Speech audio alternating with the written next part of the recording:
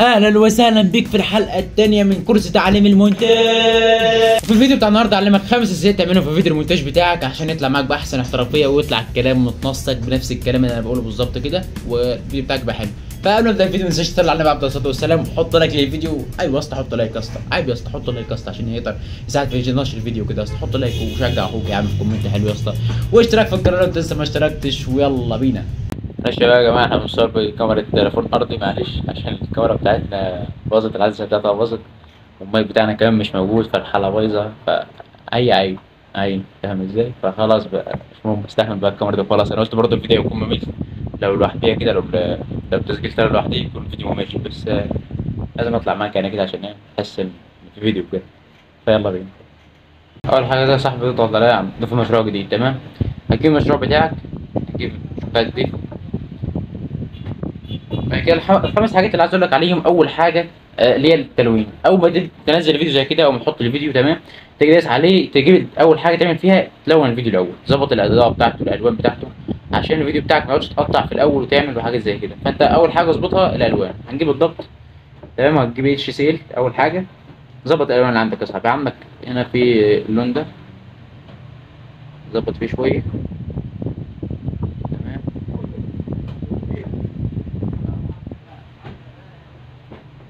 اعمل لك حاجات دي اهو. اعمل لك حاجات كده ولا ده كده شكل حلو. نجيب مثلا الاحمر، نعمل الاحمر شويه،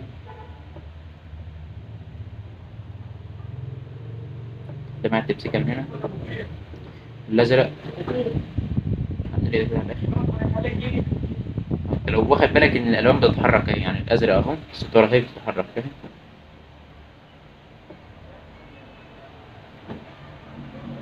تمام. كده بالنسبه للالوان. عامل الاضاءه،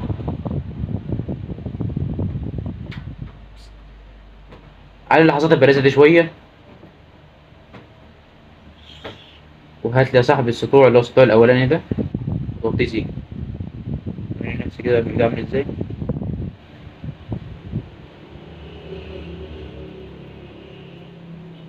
بحيث انه يكون مناسب معاك. هتلاقي الحته عليها سيكه عشان نبان شويه، تشبك خليها على 3 بحيث ان انت ما تكونش متشبع قوي، يبقى في حاجات باهته زي كده، تمام. والسطوع كده تمام. كده بالنسبه للالوان. تاني حاجه يا صاحبي بقى وهو التقسيم. قسم صح. تقسم ايه بقى؟ تجيب الكابشن بتاعك، يعني الفيديو بتاعك اهو، ده الفيديو يا جماعه بتاع المقدمه اللي هيظهر لك في اول الفيديو، تمام. فهعدله معاك عشان اوريك انت بتعدل ازاي. اول حاجه بتعملها اهو، ادي الفيديو.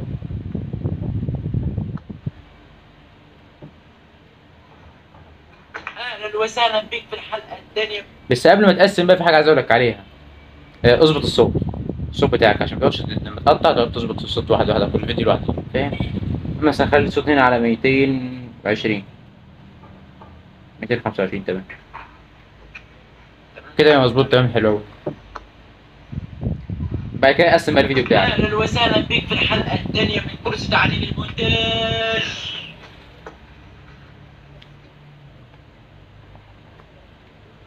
هتحرك الفيديو بتاعك الكابشن بتاعك لحد المكان انت عايز تتكلم من عنده، تجي دايس سبريت او تقسيم حسب انت انجليزي ولا عربي، واحذف الفيديو اللي انت مش عايزه. وسهلا بيك في الحلقه.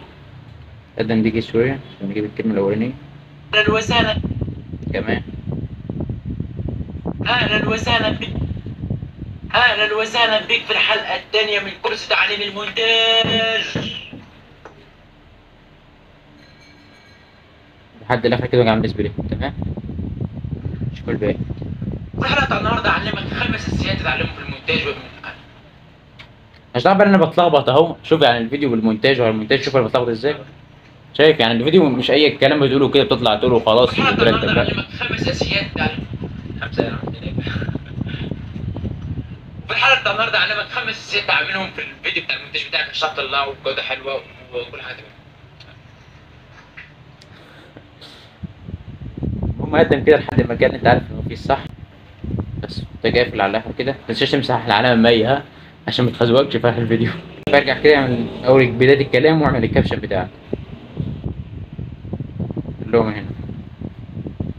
في الفيديو بتاع النهارده اعلمك امسح الباقي اللي انت مش محتاجه.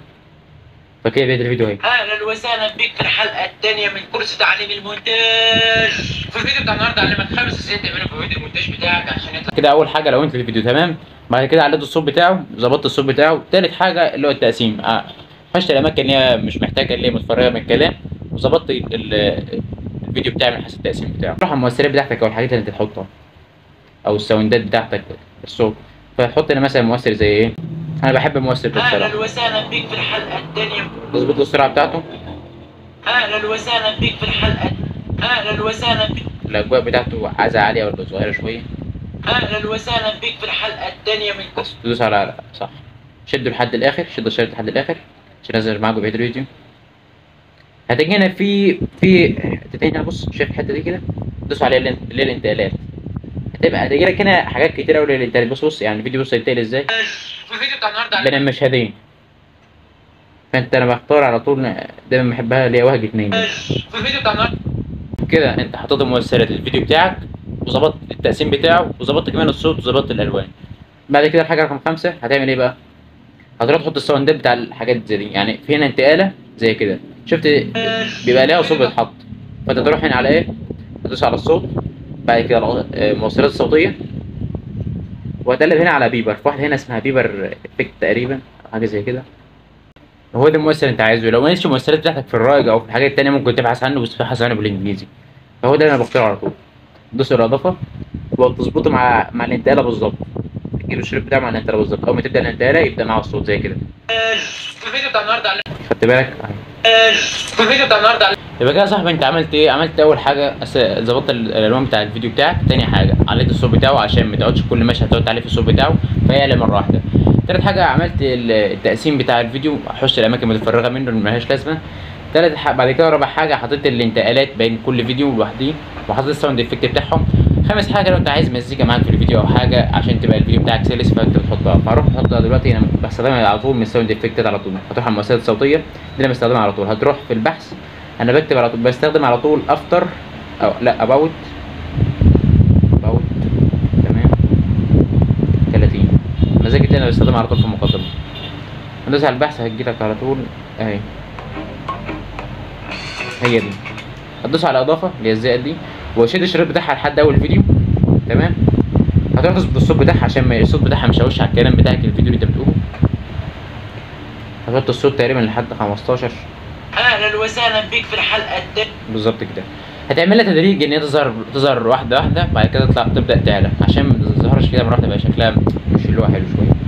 فتروح على اختفاء تدريجيا هتعليها شويه، وعندها برضه ظهور تدريجيا هتوطيها شويه،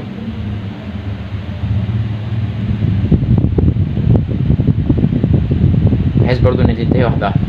اهلا وسهلا بيك في الحلقه الثانيه من كورس تعليم المونتاج. هنا لو حبيت تحط اي مؤثر صوت على الصوت بتاعك، يعني الصوت بتاعك يبقى زي ما اوريك دلوقتي. بص المونتاج، اول مره المونتاج هعمل هنا تقسيم. اخد المشهد ده هروح على مؤثرات الصوت، المؤثرات الصوتيه اللي هي جنب تشغيل الضوضاء دي.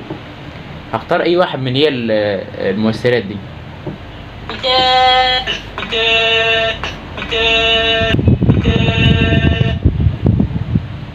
بالظبط كده، دايس على الصح تمام. احب احط انا اي مؤثر هنا اهو عشان يظبط برضو المشهد ده. احط المؤثر في الفيديو، اي مؤثر تاني زي الفيديو بتاع النهارده احط مثلا لو احط لو اسود تمام. واجيب على اول المشهد كده، اشد الشريط بتاعه لحد اول المشهد اللي انا عايزه، واجي قاصص لحد اخر المشهد بالظبط كده، فيطلع معايا بالطريقه دي. تعليم المونتاج. وكمان عايز اللي هو الكاميرا تدخل عليا وتطلع مره واحده، تدخل عليا كده تعمل زوم عليا، زوم اوت زي كده. فهتروح على الكي فريم اللي هو علامه الزائد دي، هتدوس عليها في اول فيديو وتدوس عليها برضو في اخر الفيديو زي كده. وهتشد من اخر الفيديو، تشد المشهد زي كده بصباعك الاثنين، ترجع تاني. فجنبيها علامه المنحنى اللي هو الطرد ده، هتختار منه اي رسمه تكون لفوق شويه عشان يطلع معاك الزوم بتاعك يعمل بشكل سلس حلو شويه. اختار مثلا مخرج رباعي هيبقى الشكل زي كده من كورس تعليم المونتاج في الفيديو بتاع بالظبط كده. ولو عايز اعمل برضه اي مؤثر تاني هنا بحس ان المقدمه تكون سلسه شويه تكون احسن، واروح مثلا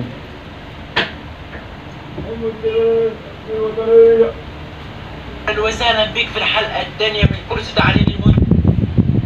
ولا بلاش اهلا وسهلا بيك في الحلقه الثانيه من كورس تعليم المونتاج. في الفيديو بتاع النهارده اعلمك 5. فكده المقدمه بتاعتي بقت كلها عباره عن ايه الفيديو كان. اهلا وسهلا بيك في الحلقه الثانيه من كورس تعليم المونتاج. في الفيديو بتاع النهارده اعلمك 5 ازاي تعملهم في فيديو المونتاج بتاعك عشان يطلع معاك باحسن احترافيه ويطلع الكلام متنسق بنفس الكلام اللي انا بقوله بالظبط كده والفيديو بتاعك بقى حلو. فقبل ما نبدا الفيديو ما تنساش تطلع على النبي عليه الصلاه والسلام، حط لايك للفيديو. ايوه اصلا حط لايك اصلا، ايوه اصلا حط لايك اصلا عشان يقدر يساعد ما يجيش الفيديو كده اصلا. حط لايك وشجع اخوك يا عم كومنت حلو يا اسطى، واشتراك في القناه لو انت لسه ما اشتركتش، ويلا بينا. هنا هحط شويه ملصقات زي مثلا زي اللايك اللي انا كنت بقوله او الاشتراك في القناه او حاجه زي كده. هتروح على الملصقات تمام اهي، هتلاقي هنا هيجيلك حاجات كتيره، ده سبسكرايب واللايك والحاجات زي كده اهي. اختار اللي انت عايزه منها، اختار مثلا ده. الفيديو لو عايز اعمل له حركه هترجع كده تدوس عليه، تروح على الرسوم المتحركه ارتداد مثلا زي كده. ايوه صغره شويه، حط هنا على اليمين تمام، وشوف هو يظهر لحد فين. حط لايك للفيديو. ايوه اصلا حط لايك اصلا، ايوه اصلا حط لايك اصلا عشان. وفي المشهد ده انا عايز اعمل نظره كده تيجي حلوه، يعني اختلاف شويه في الفيديو. فاول ما ابدا لايك كده للفيديو. ايوه اصلا اول ما ابدا كده الكلام اجي تقسيم هنا اهو. ايوه اصلا حط لايك اصلا، ايوه اصلا حط لايك اصلا عشان يقدر يساعد ما يجيش الفيديو كده اصلا. حط لايك وشجع اخوك يا عم كومنت حلو يا اسطى، واشتراك في القناه يا عم كومنت حلو. واعمل سبليت واجي واخد المشهد ده اعمل فيه اي حركه تانية بقى تعجبني، مثلا ان انا اغير اللون شويه زي من كده تمام، اعلي لحظات البريس شويه، اخش اعمل له اقدمه كده شويه يتقدم عليا تمام، فهيظهر زي كده. حط لايك للفيديو. ايوه اصلا حط لايك اصلا، ممكن اقدمه كمان عشان احسن. ايوه اصلا حط لايك اصلا، ايوه اصلا حط لايك اصلا عشان يقدر يساعد ما يجيش الفيديو كده اصلا. حط لايك وشجع اخوك يا عم كومنت حلو يا اسطى، واشتراك في القناه لو انت لسه ما اشتركتش، ويلا بينا. وبس كده الفيديو بتاعنا بتاع النهارده، اتمنى يكون عجبك يا صاحبي. متنساش تعمل لايك وسبسكرايب عشان نكمل في هذه السلسله. ان شاء الله نخلصها على طول، واشوفك الفيديو الجاي. السلام عليكم.